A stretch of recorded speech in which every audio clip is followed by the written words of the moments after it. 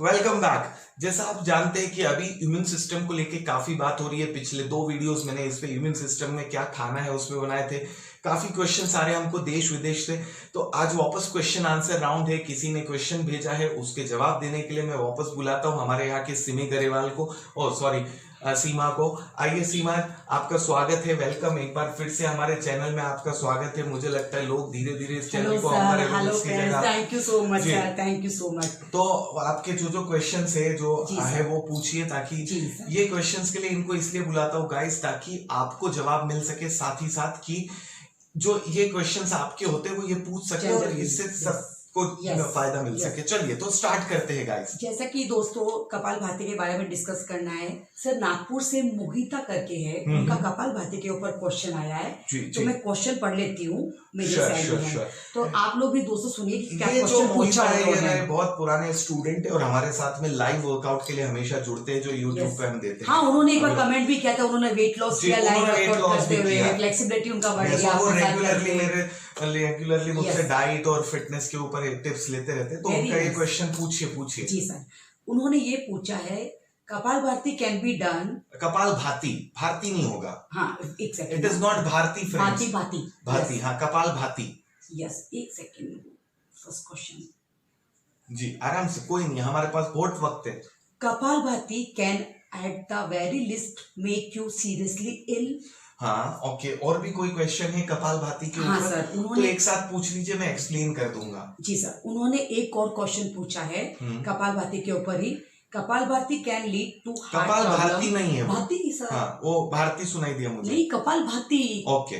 Kapalbhati led to heart problem, high blood pressure, vertigo, hernia and related to any other problems. जी देखिए, सबसे पहली चीज, वैसे तो कपालभाति के ऊपर मेरा एक वीडियो बना हुआ है, उस वीडियो को जाके देखिए, उसमें मैंने बहुत अच्छे से एक्सप्लेन किया है। फिर भी इनके जो क्वेश्चन है वो मैं एक्सप्लेन करूंगा बहुत सिंपल शब्दों में। हमेशा जो मेरी आदत है कि सिंपल तरीके से आपको पूरा, आप अपने गुरु बन जाए उस तरीके से एक्सप्लेन करूंगा। तो सबसे पहली चीज, अगर आप सुपरवाइज नहीं कर रहा है आपके वर्कआउट को कोई, तो वो आपकी कोई भी हेल्थ इश्यूज क्रिएट कर सकता है। तो आपके लिए, आप जब भी आप वर्कआउट करते हैं तो आपके पास में एक सर्टिफाइड इंस्ट्रक्टर होना चाहिए जो आपको प्रॉपरली गाइड कर रहा हो। जिसकी बात मैं हमेशा करता हूँ, जैसे हमारे स्टूडियोज जितने भी ब्रांचेस है, हर ट्रेनर सर्टिफाइड है।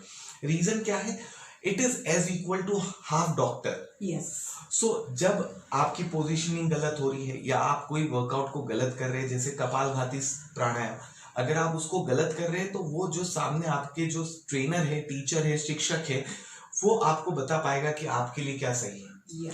अभी एक एग्जांपल दूं तो, किसी को हाई ब्लड प्रेशर का प्रॉब्लम है या हार्ट का प्रॉब्लम है, अब वो अगर कपालभाति को फास्ट करेगा तो दैट प्रॉब्लम कैन इंक्रीज।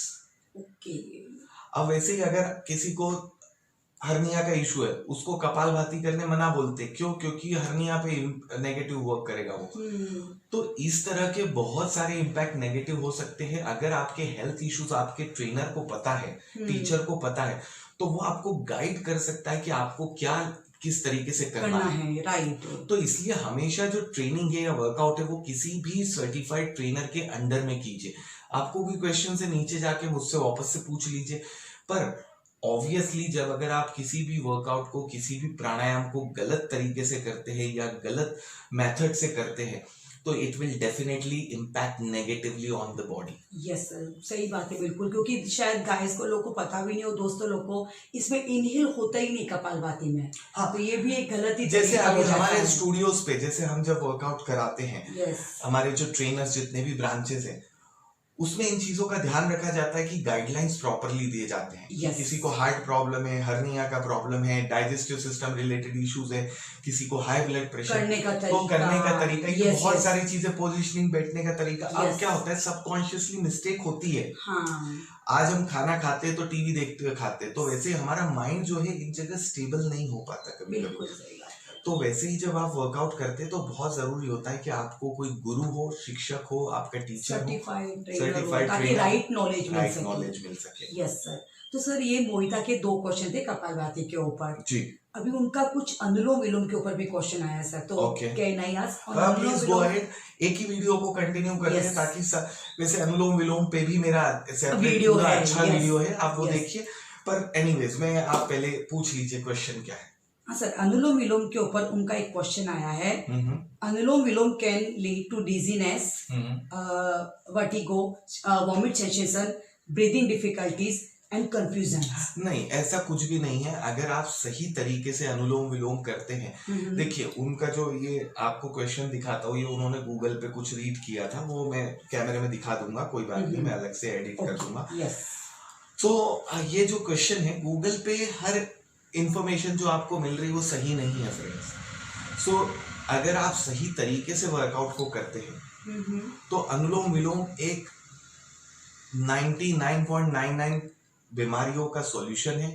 आपके हेल्थ इश्यूज को सॉल्व करता है, साथ ही साथ आपको स्ट्रॉन्ग इम्यूनिटी देने का वर्क करता है। तो अगर आप सही तरीके से करते हैं कोई भी एक्सरसाइज, कोई भी प्राणायाम, कोई भी workout in regards of your health issues, जो हेल्थ इश्यूज है उनको देखते हुए, अभी एक चीज देखिए, सिंपल अगर एग्जांपल दूं मैं आपको, तो कैसे समझाऊं कि कोई दवाई, जिसको सर दुख रहा है उसके लिए अगर आप एक दवाई देते हैं तो वो दवाई ए नाम के पर्सन के लिए सही हो सकती है, वही मेडिसिन, वही टैबलेट बी नाम के लिए गलत हो सकती है। बिल्कुल। तो 2 अलग अलग इंसान होते हैं, वैसे ही 2 अलग अलग हेल्थ इश्यूज होते हैं। तो क्या हेल्थ इश्यूज है, इन रिगार्ड्स ऑफ दैट आपको वो ध्यान रख के कराना होता है। पर अनुलोम विलोम वैसे one of the safest workout है जो आप अगर घर पे करना चाहे तो घर पे कर सकते। तो जो वॉमिट सेंसेशन वगैरह लिखा हुआ है ऐसा कुछ भी नहीं होता। अगर देखिए आप उस चीज को अभी गलत समय पे करते हैं, सही वक्त पे नहीं कर रहे, तो ऑब्वियसली गलत रिजल्ट आएगा। अभी जैसे किसी ने एक बार मुझसे बोला था, खाना खाने के बाद मैं कपालभाति कर सकती हूँ क्या? तो खाना खाने के बाद अगर आप कपालभाति करेंगे तो आपको वोमिट सेंसेशन क्या होने वाला, तबीयत खराब होने वाली, आपके जो चक्रास है, जो दोष है, वो सब डिसबैलेंस होने वाले। तो आपको सही वक्त पे करना है, इसलिए बार बार बोलता हूँ मैं कि एम्प्टी स्टमक कीजिए। आपका और कोई क्वेश्चन? एक क्वेश्चन और है उनका। जी पूछिए। सर पूरा एक्सरसाइज के ऊपर क्वेश्चन आया उनका। एक सेकंड से मैं बता देती हूँ जी। तो जब तक ये क्वेश्चन पूछ रहे, जब तक बता देता हूँ कि अगर अनुलोम विलोम आप एम्प्टी स्टमक करते मॉर्निंग के वक्त में तो सही काम कर रहे हैं। आप खाना खाने के बाद में कोई भी प्राणायाम मत कीजिए, कभी भी ध्यान रखिए, अनुलोम विलोम हो, कपालभाति हो, खाना खाने के बाद कभी भी प्राणायाम ना करे, कोई भी एक्सरसाइज ना करे।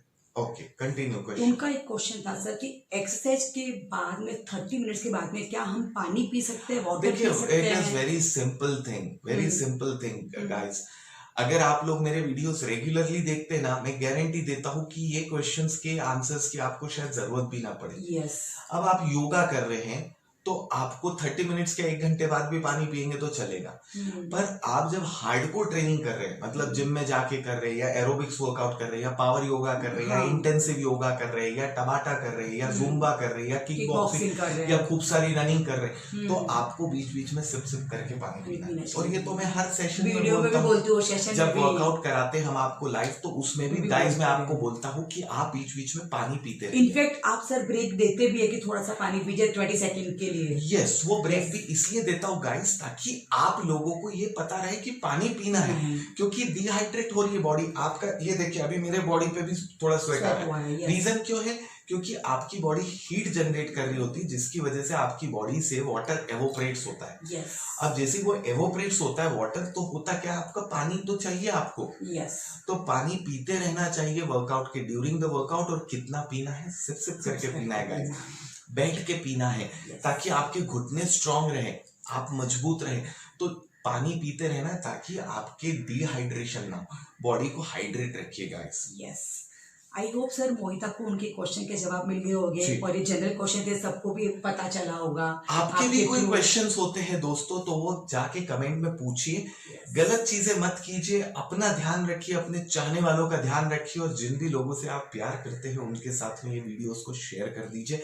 और क्योंकि शेयर करने में आपका कुछ नहीं जाता, और अगर आपका इन वीडियो से किसी भी तरह का फायदा होता है तो प्लीज प्लीज प्लीज शेयर कीजिए। हमेशा की तरह मेरे वीडियोस को आकर देखने के लिए आपका बहुत बहुत धन्यवाद। जय हिंद, जय भारत।